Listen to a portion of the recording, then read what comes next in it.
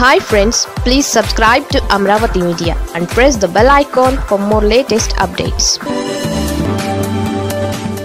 చంద్రబాబుకు అమరావతి రైతుల షాక్.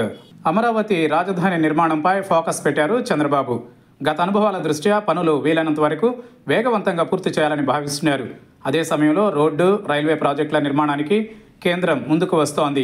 ఒకవైపు అమరావతి రాజధాని పనులతో పాటు సమాంతరంగా కేంద్ర ప్రభుత్వ ప్రాజెక్టులను పూర్తి చేయాలన్నది చంద్రబాబు లక్ష్యం. ఈ విషయంలో కేంద్రం కూడా సానుకూలంగా ఉండడంతో పనులను పరిగెత్తించాలని చంద్రబాబు భావిస్తున్నారు.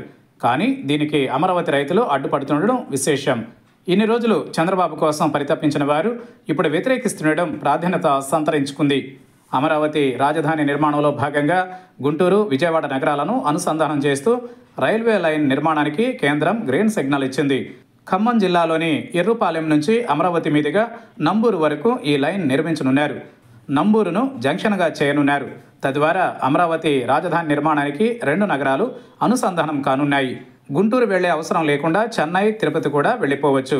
ప్రస్తుతం ఈ రైల్వే లైన్కు సంబంధించి సర్వే జరుగుతోంది. ఎన్టీఆర్ జిల్లాలో అధికారులు భూమిని సేకరించాల్సి ఉంది. దీనికి గాను నోటిఫికేషన్ జారీ చేశారు. స్థానికంగా సమావేశాలు ఏర్పాటు చేసి రైతుల నుంచి అభ్యంతరాలు స్వీకరిస్తున్నారు.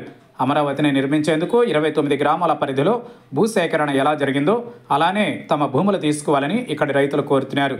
ప్రస్తుతం ఎన్టీఆర్ జిల్లా కంచికర్ల మండలంలో భూసేకరణ జరుగుతోంది.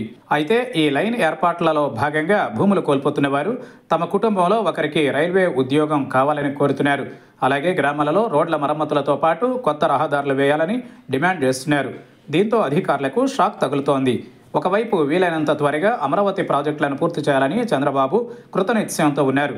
ఎట్టి పరిస్థితులలో 2029 నాటికి పూర్తి స్థాయిలో అమరావతి నిర్మాణ పనులు పూర్తి చేయాలని భావిస్తున్నారు.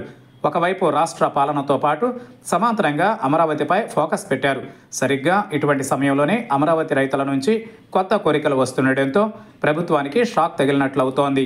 అయితే ఈ కొత్త రైల్వే లైన్ విషయంలో రైతుల నుంచి వస్తున్న అభ్యంతరాలపై ప్రభుత్వం ఎలా ముందుకు వెళుతుందో చూడాలి.